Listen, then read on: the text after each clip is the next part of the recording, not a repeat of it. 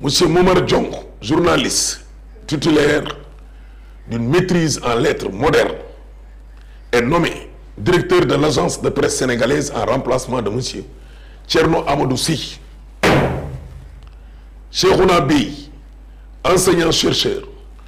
maître de conférence en sciences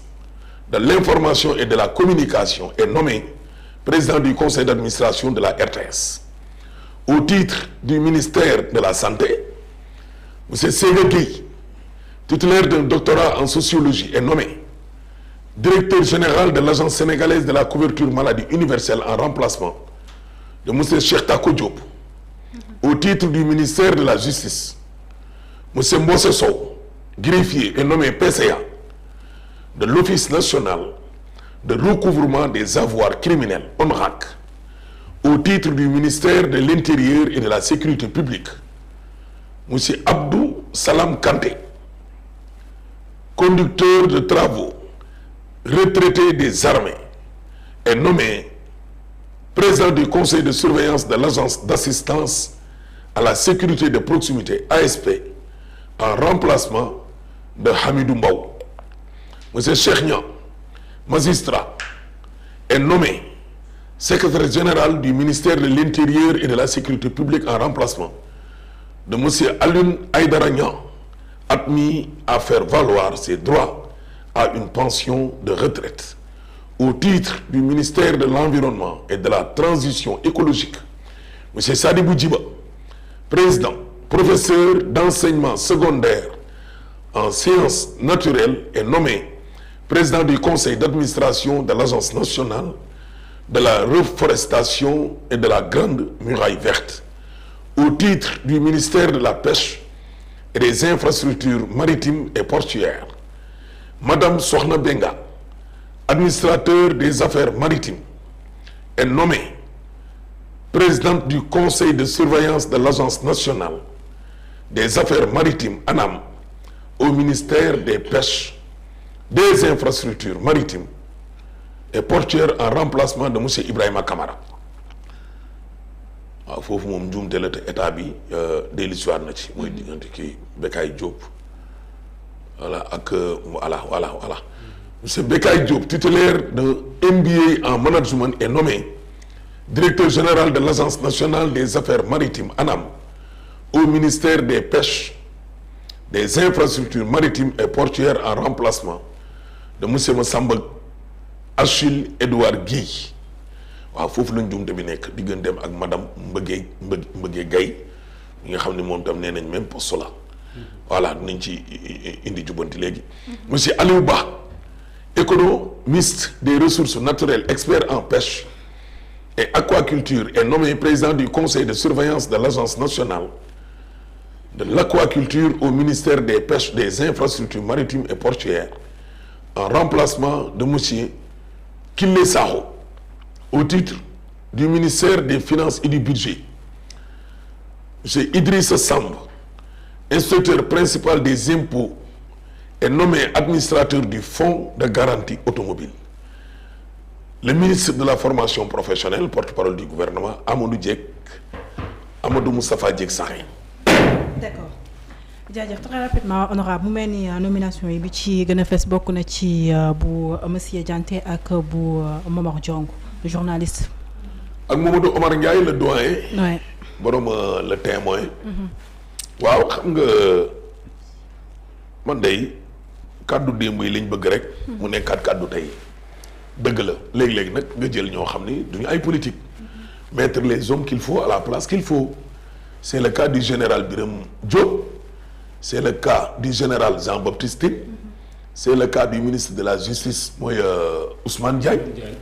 waaw tey loolu moom moo ñëwaat ci Mamadou Omar Ndiaye. CNRA. un doyen. un régulateur. avant ñu koy jox ne ko réguler il a été toujours un régulateur. un sage. fu conflit mu sa am. Mamadou Omar Ndiaye ci lu jëm ci wàllu métier mi taxaw na. bi heure coppite aussi waree am dafa taxaw pour coppite am. dégg nga loolu kuy réguler lu ñuy wax ne dëkk bi dafa am ay régulateurs sociaux kii il fait partie des régulateurs sociaux avant que ñu koy nommer comme un régulateur ñu naan ko jëlal CNRA Momar Diong kooku suñ ko joxee APS lu ñu waxoon si Pape Alé rek kilifa la jàng na heure taxaw aussi bi mu waree ci métier da ko def heure taxaw aussi ci ba mu waree ci lépp luy xeex lépp lu xeet ak wàllum injustice sociale et politique ak judiciaire da ko def moom moo war a jong loolu mooy cas yi nga xam ni ñooñu duñu ay politique dañu gis seeni nomination ci ñoo xam ne dañu nekk homme public nit ñi xam leen am ñoo xam ne du leen bett et puis kenn du ko dégg ne accim dafa ay nomination yoo xam ne yow da nga leen di nommer nit ñi ne moo yow ak nomination yoo xam ne da nga kaa dégg ñu ne mais lii c'est normal dañu xeex ensemble gagnandoo ensemble ils doivent gouverner ensemble ak ñoo xam ni bokkuñ sa parti jënduñ sa carte de membre parti nga nommé ne damay indi rupture les hommes qu'il faut à la place qu'il faut ñu jël leen gars yi ne sa waay ñii nag ils ont mis les hommes qu'il faut à la place qu'il faut grand monde mii di Mamadou Omar Diagne ak Momar Diong ci cas yooyu la ñu bokk pour le cas de Dianté nag ñun li ñu waxoon moo dellu si waat def leen seeni appel à candidature fu leen neex def leen nee leen gars yi indi leen seen diplôme yi ñu xool def leen lu leen neex mais man day kàddu démb yi mooy kàddu tey ñun daal ñoo àndandoo xeex ñii dee ci ñii lorule ci ñii na boo déggee ne maa ngay wuti nit ñoo xamante ni nii ay diplôme lañ yor appel à candidature daa fekk ne loolu nga soxla nekkul fii bu fi nekkul nag bu la neexee nga def appel à candidature jaara waaye nit koo xamante ni nii depuis 1900 war nga dërëm ba tey maa ngi moom ñi ngi ànd di xeex mu nekk victime ba pare diplôme yi nga xam ne yow moom nga war a dem wuti ci appel à candidature bi ñi ngi ne xas ci biir Pastef ak ci biir Diomaye président xëj na nag loi bi moom dafa wax ne daf ci am ay place yoo xam ne la loi dit que ak yow noo mën a am diplôme ak loo mën a xeex ci projet bi c'est la loi qui dit que fii appel à candidature la pour ne pas violer nag la loi nga ne man loi li mu wax loolu laay def loolu d'accord nañu d'accord mais ay postes yoo xam ni comme mel nii comme dialogue social bi xaw ma dialogue xaw ma lan bi Innocence Ntap Ndiaye yi jiite woon lu fa appel à candidature li wuti dialogue social ay lan presse bu mu ne teel seen diggante ak nguur gi war a am xeex ñu ne ana Innocence syndicalistes yi di reyante seen biir ak seen i njaatige ñu ne ana Innocence tap ñëw moom Ndiaye toog dajale leen jubóole waxtaan ñu ne début de solution am na loolu jante mënu ko loolu lu fa ay appel à candidature li wuti waay yow sa waay seen appel à candidature yooyu yooyu moom sa waay moom vraiment man daal nomination yi léegi nag yeneen yi des yëpp boo xoolee ba ci biir bon ay nomination technique la gisaat nañ fa tam ay président conseil de surveillance ak ay président de conseil d'administration RTS nomination ANRAC mooy agence nationale Casamance yooyu noonu yooyu yëpp ñooñu tam mën nañoo nekk ay nit ñoo xam ne peut-être duñu ay homme public mais ñenn ñi bokk Pastef ñenn ñi jàppoon ci projet bi ñeneen ñi tam nekk ñoo xam ni bokkuñ Pastef xeexuñu woon ci politique mais président de la République jàpp ne man li may wut mooy ay nit ñoo xamante ni nii sincèrement les hommes qu'il faut à la place qu'il faut place bii nag kii moom lañ fa war a dugal ñu dugal ko fi moom daal moom moo yor décret moom la loi wax ne ko muy civil comme muy militaire képp koo wóolu te mu leer na la ni mën naa jëmale réew mi kanam tabb ko fa waaw